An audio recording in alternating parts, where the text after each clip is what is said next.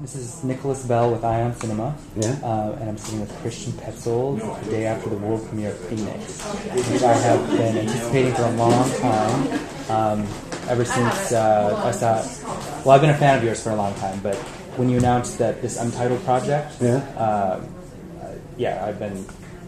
been highly anticipated in my list, and I thought it was impeccable. What means impeccable? Not perfect, but along those lines, just exquisite. Yeah. Just a beautiful film to look at and to watch.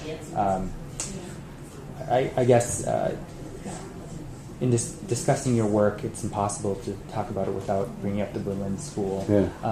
And I was wondering if you considered Phoenix to still be part of what that movement kind of entailed about intimate relationships.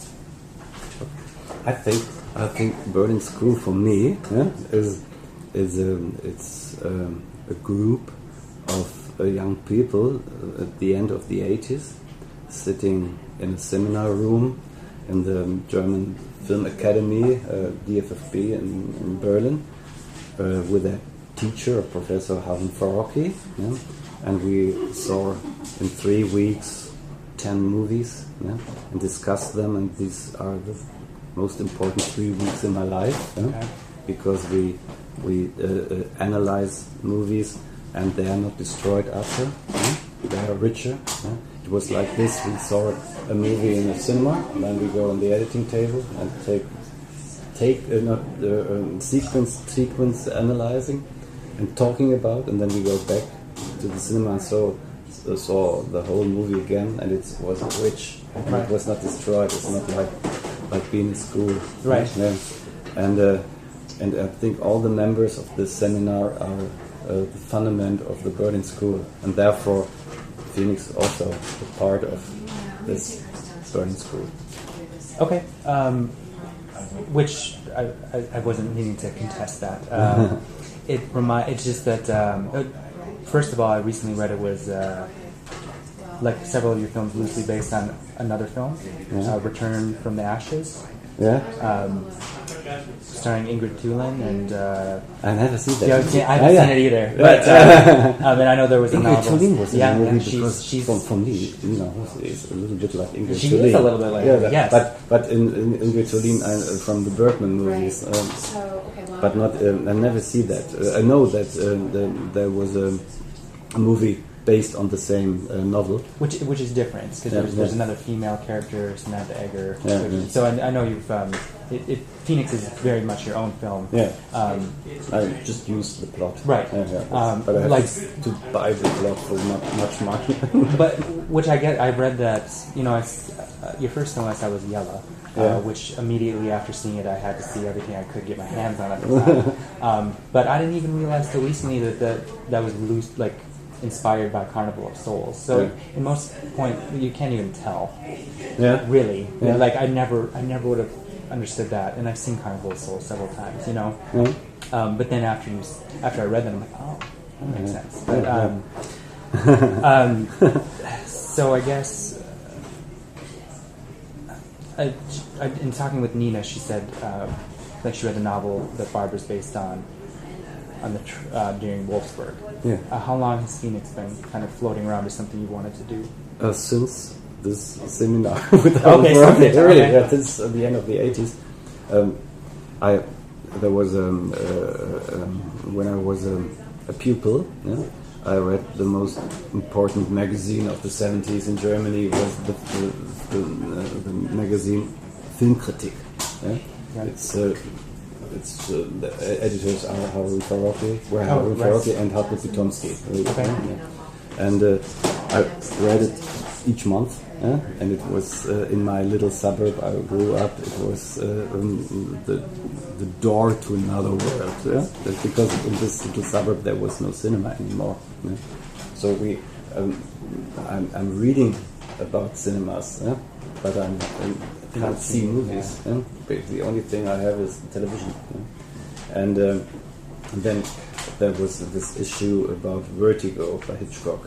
Hitchcock, there were 5 Universal productions of Hitchcock from the Universal Studios, and he you can't see them, because Hitchcock used them for the time when he's retired, to earn some money. That was Rare Window and Vertigo, for example, this with Shirley MacLaine, this with his dead body, and Trouble with Harry.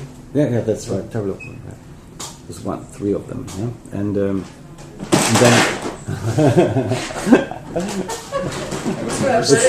It's like a Hitchcock movie,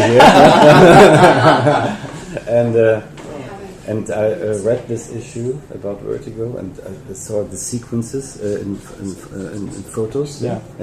And as I read the text, but the film is not possible to see the movie. So the movie is getting like a legend, a myth. Right. And in the last pages there was an essay by Harun Farocki about this Pygmalion theme in cinema and literature. Men rebuilding women. Rebuilding women by projections of their own. Frankenstein's Bride, for example, and so on. And this was a fantastic essay. And in this essay there were 2 pages about this book by Montilla, Out of the Ashes. Okay. With Ingrid Thulin, the movie later. And when I met Harun in the seminar, and also during our soccer games, we were both in the same team in Berlin. We talked since 1988, 89, I think. We talk about why we love both this book and we love this plot, but why can't we realize it in Germany? And then I think each 5-6 years we are talking again. Let's make a collaboration.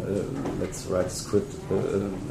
And every time I said I can't make pictures around the Holocaust. Everybody in Germany makes Nazi pictures about downfall, and every time the Germans are victims or entertainers, the Nazi entertainers, and I hate that all, and I hate it also.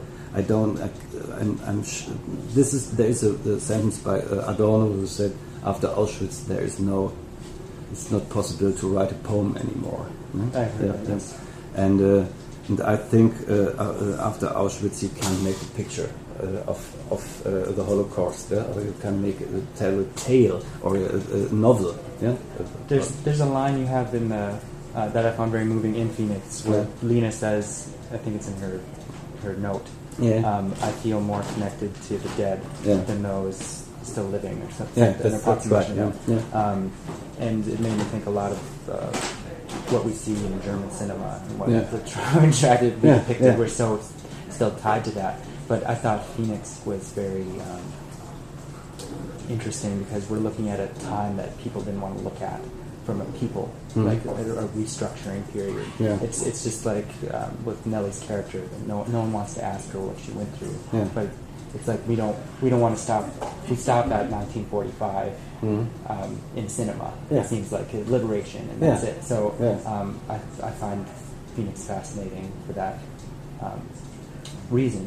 But it reminded me of a lot of like American film noirs, like A Woman's Face with Joan Crawford, which isn't really a film noir, but those plastic surgery themes, where you play with identity, or strange impersonation with I don't know any of the stars, but Anthony Mann directed but the psychological kind of subtexts that were going on in those kind of films, I think, like are obviously prime here. That's right. I thought it was perfect.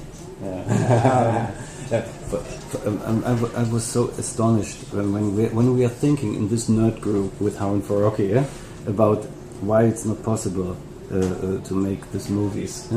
It's we think about that, why the Germans don't make movies about the greatest theme literature or movies have, is coming home.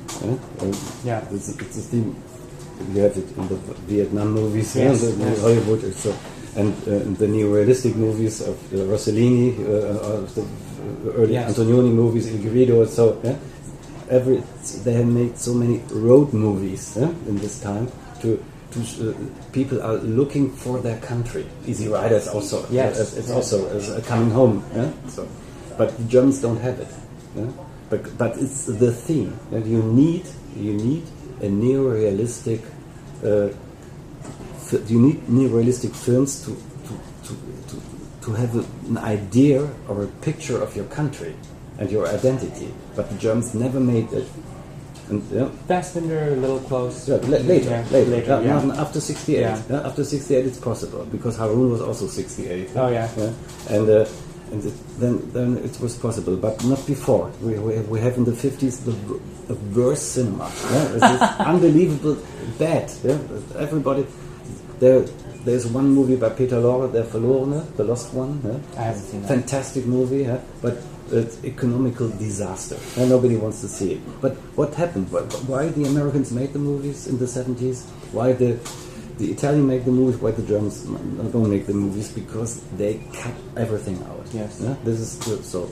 And to make a movie about this cut is very complicated, because you have no neighborhood. There are no other movies. And I don't want to make movies. I love genres because they have a neighborhood. There are 5 Robert Siodmak movies in 3 years, and the man makes 10 movies in 7 years. Yeah. So they have a neighborhood. Or New Hollywood, this is a group. Yeah. But in Germany, you are so alone, and I don't like to make a lonely picture about a subject which nobody wants to have. Yeah? Right. So, well, definitely not that. Yeah. But therefore, I need 20 years to find. Okay, then when I have no neighborhood, I come back to Berlin School. There is a neighborhood. Yes. Yeah. So, and I find a stock company in this 20 years with actors like Nina or Ronald, or a cameraman and a production company. We built up something. So I was not so alone, and it was not a solitude picture. And so after we made Barbara, I have this feeling. I have now a love couple and 2 bodies. Yes. With Nina and Ronald. Yes. Yeah. And I have a group. I'm not a and you're guy. cinematographer, hands from, and we can discuss and think, and we are free. Yeah, we are not representing with one film the gap. Yeah? Yes, yes. And this, I think, we are adults to make a movie. Yes, but I make this really bad mistake. I have written down in this. I think also in this English translation of this press material here. The first day I make this bad mistake to make pictures of a shooting of Nazis shooting people on the Death March. I had filmed that, and everybody was. The producer was there and said, "Great picture! You have to a specialist who knows how to use a German gun, a Luger, the Walter P9 or P9, and where you shoot in the neck of a woman, and so you do it on the brain, and I saw that and said, what am I doing here? After 20 years of reflection, I'm doing the same shit than like the others. And so we cut that shit out. And then it was like we have to make an infection and take antibiotica and cut it out, and then we are free. We are strong enough. Yeah, that's an analogy that works.